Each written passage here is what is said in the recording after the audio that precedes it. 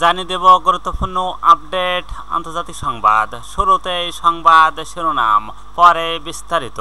নিষেধাজ্ঞা অমান্য করে আল আকসায় ইহুদিদের প্রার্থনা। এরপর যা থাকছে, গাজায় 24 ঘন্টায় নিহত 37। আরও জানিয়ে দেব, ইসরায়েলের ড্রোনের আঘাতে একই পরিবারের 7 সদস্য নিহত। সর্বশেষ জানিয়ে দেব, ওয়াকফ আইন নিয়ে অন্তর্বর্তী শিকার পথে ভারতের সুপ্রিম কোর্ট। এতক্ষণ শুনছিলেন সংবাদ শিরোনাম, এবার বিস্তারিত। তার আগে অনুরোধ থাকবে আজকের এই ভিডিও সম্পর্কে আপনার মূল্যবান মতামত। ভিডিও ভালো লাগলে লাইক, কমেন্ট ও শেয়ার করে সবাইকে দেখার সুযোগ করে দিন। নিষেধাজ্ঞা অমান্য করে আল আকসায় ইহুদিদের প্রার্থনা। অধিকৃত পূর্ব জেরুজালেমের আল আকসা মসজিদে কয়েক ডজন ইসরায়েলি অবৈধ বসতি স্থাপনকারী সেটলার জোর করে ঢুকে ধর্মীয় আচার পালন করেছে। বৃহস্পতিবার স্থানীয় বরাদ দিয়ে কাতার গণমাধ্যম আল জাজিরা এই সংবাদ সূত্র জানিয়েছেন, ইহুদি সেটলাররা মসজিদ চত্বরে অনুপ্রবেশ করে ধর্মীয় আচার পালন করেন। এই সময় ইসরায়েল সেনাবাহিনীর সদস্যরা তাদের সুরক্ষা দেন। জেরুজালেমের স্থাবস্থা বজায় রাখার চুক্তি অনুযায়ী ইসলাম ধর্মের তৃতীয় পবিত্রতম স্থান হিসেবে ওই মসজিদ চত্বরে অমুসলিমদের কোনো ধরনের ধর্মীয় আচার পালনের অনুমতি নেই। ইহুদিদের 5 ওভার ছুটির মধ্যে বেশ কয়েকবার আল আকসার চত্বরে সেটলাররা অনুপ্রবেশ করার চেষ্টা চলেছিল। আজই এই ছুটির 6ষ্ঠ দিন চলছে। 12 এপ্রিল থেকে 20 এপ্রিল পর্যন্ত ইহুদিদের এই ধর্মীয় উৎসব চলবে। এর আগে একসঙ্গে 30 জনের বেশি ইহুদি আল আকসায় প্রার্থনা করতে পারতেন না, তবে এবারই সবচেয়ে বেশি সংখ্যক ইহুদিতে অনুমতি দেওয়া হলো।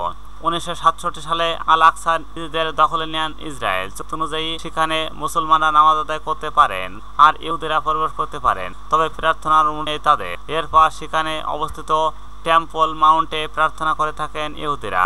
জেরুজালেমের প্রধান রাব্বিনাত ঘোষণা করেছিলেন, টেম্পল মাউন্টে আধ্যাত্মিকভাবে পবিত্র ইহুদি ছাড়া অন্য কেউ প্রার্থনা করতে পারবেন না, তবে বর্তমানে তা প্রায় অসম্ভব। গাজায় 24 ঘন্টায় নিহত 37। ইসরায়েলের বিমান হামলায় গাজায় গত 24 ঘন্টায় 37 জনের প্রাণ গেছে। তাদের প্রায় সবাই বাস্তুচ্যুত। এই তথ্য দিয়েছেন গাজার একটি বেসামরিক প্রতিরক্ষা সংস্থা খবর এএফপি। সংস্থার মুখপাত্র মাহমুদ বাসাল জানিয়েছেন, রাতভর ইসরায়েলের হামলায় খান ইউনিস শহরের আল মাউস এলাকায় 16 জনকে হত্যা করেছে ইসরায়েল। বাসাল এএফপিকে বলেন, ইসরায়েলের ক্ষেপণাস্ত্রের আঘাতে খান ইউনিস শহরের আল মাউস এলাকায় বেশ কয়েকটি তাঁবুকে, তবে এতে 16 জন শহীদ হয়েছেন। তাদের বেশিরভাগই নারী ও 23 জন আহত হয়েছে। গাজার বাইতলাহিয়া শহরের হামলায় 7 জন নিহত হয়েছে, সেখানে বেশ কয়েকজন আহত হয়েছে। জাবালিয়ায় আরও 2টি হামলায় হয়েছে বলে জানান বাসাল। ওই হামলায় আসালিয়া পরিবারের 7 সদস্য নিহত হয়েছেন। পার্শ্ববর্তী স্কুলেও হামলা হয়েছে, এতে নেওয়া হয়েছেন 3 জন। ওই স্কুলে আশ্রয় নিয়েছিলেন বাস্তুচ্যুতরা কয়েকজন। সংস্থাটি আরও জানিয়েছেন, গাজার সুজায়া পাড়ায় ইসরায়েলের বোমা হামলায় আরও 2 জন নিহত হয়েছে। এইসব হামলার ব্যাপারে কোনো মন্তব্য করেননি ইসরায়েল সেনাবাহিনী, তবে জানিয়েছেন তারা প্রতিদিনগুলো ক্ষতি দেখছে। 2023 সালের 7 অক্টোবর থেকে ইসরায়েল গাজায় অভিযানের নামে বর্বরতা হামলা চালাচ্ছে। হামলায় এ পর্যন্ত নিহতের সংখ্যা 51,000 আর আহতের সংখ্যা 1,15,000-এর বেশি। ইসরায়েলের ড্রোনের আঘাতে একই পরিবারের 7 সদস্য নিহত।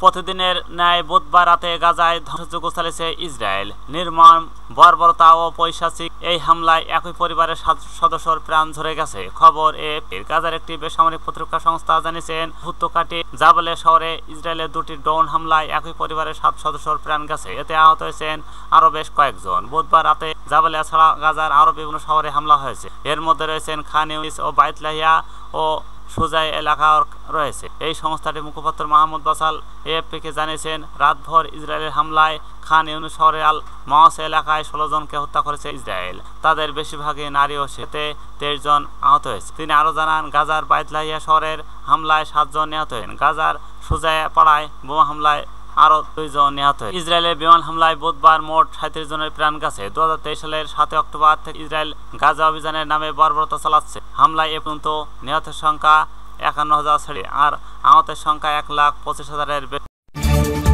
ওয়াকফ আইন নিয়ে অন্তর্বর্তী শিকার পথে ভারতের সুপ্রিম কোর্ট। বিতর্কিত ওয়াকফ সংশোধন আইন নিয়ে অন্তর্বর্তী শিকার পথে আছেন ভারতের সুপ্রিম কোর্ট। বুধবার প্রধান বিচারপতি সঞ্জীব খান্নার বেঞ্চে সংক্রান্ত মামলার শুনানি শুরু হয়েছে। মামলাবাদীরা নতুন আইনটির উপর স্থগিতাদেশ চেয়েছিলেন, সুপ্রিম তাতে রাজি হননি, তবে বিষয় উল্লেখ করে তার উপর অন্তর্বর্তীতে ছিলেন বিচারপতিরা। কিন্তু কেন্দ্রীয় সরকারের আইনজীবী আদালতের কাছে ক্ষমা চান।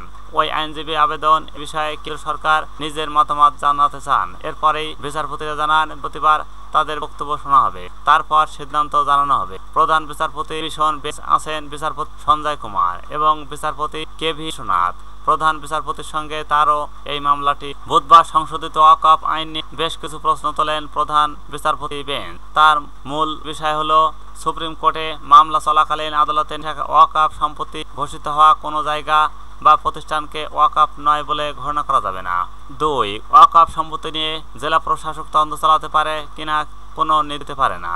3. ওয়াকফ বোর্ড কাউন্সিলের সদস্যদের হতে হবে। কেবলমাত্র পদাধিকার বলে অমুসলিম ব্যক্তিরা ওই বোর্ড বা কাউন্সিলে যোগ দিতে পারেন। বুধবার এই 3 শেখা জারি করার কথা সূচনা করেছিল সুপ্রিম কোর্টে। কেন্দ্রীয় সরকার জানান এই বিষয়ে সরকার আরো কিছু জানতে চায়। তখন প্রধান বিচারপতি বেঞ্চ শিকা জারি না করে বৃহস্পতিবার কেন্দ্রকে বক্তব্য পেশ করার সুযোগ দেন।